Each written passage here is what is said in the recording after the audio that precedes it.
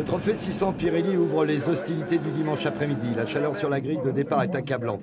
37 degrés dans l'air, 49 degrés sur la piste. Une vraie fournaise qui va influencer le comportement des pneumatiques. Des Pirelli, bien sûr, comme le nom de cette catégorie l'indique. Une première ligne occupée par les Yamaha où l'on retrouve en pole position sa place très habituelle, Richard de Tournai devant Clive Rambure le 17, Mathieu Marchal le 88 et Florent Tournai le 30. Suivent sur la deuxième ligne Grégory Di Carlo, le numéro 19, pas très bien qualifié, Sen le 7, Clément Chevrier sur la Triomphe 675 du team Coutel et Maxime Cudeville, le numéro 9.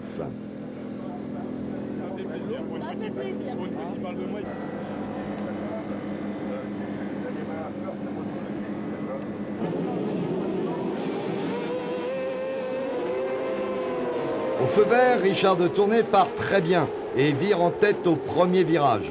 Il devance Di Carlo qui a jailli de la deuxième ligne et Marchal, le numéro 88. Au freinage du pont, Di Carlo se loupe un peu. Marchal en profite pour passer en seconde position. De Tournai a déjà enclenché la vitesse supérieure et tente de s'échapper, mais rien n'est joué.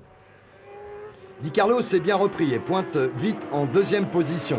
Derrière, la meute est aux abois, ça roule très très vite. Rambure, Sen, Cudeville et Chevrier sont dans le bon paquet. Marchal profite de la trajectoire hasardeuse de Di Carlo au virage du pont pour passer deuxième. Clive Rambure complète le pack de tête.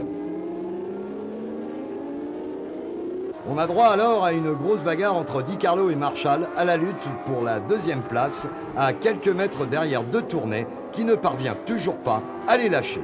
D'ailleurs, Marchal, revenu en deuxième place et forçant tout ce qu'il peut, se fera un tout droit dans le 6e tour et ira s'enterrer bêtement dans le bac à gravier, alors qu'il pouvait s'en sortir avec un peu de sang-froid.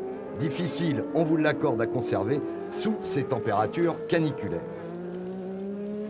À la faveur des dépassements d'attardés, Di Carlo est revenu au contact de De Tournai et fait vraiment le forcing.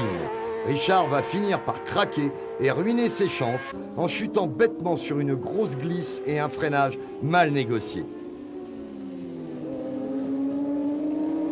Di Carlo peut alors filer vers la victoire qu'il s'octroie devant Rambure et Julien Sen, le numéro 7, bien revenu vers la fin de course. C'était vraiment difficile, il a fait très chaud tout au long de la course. Je me suis battu pour essayer de le tenir pendant tout au long de la course et dans le dernier tour il a commis une erreur.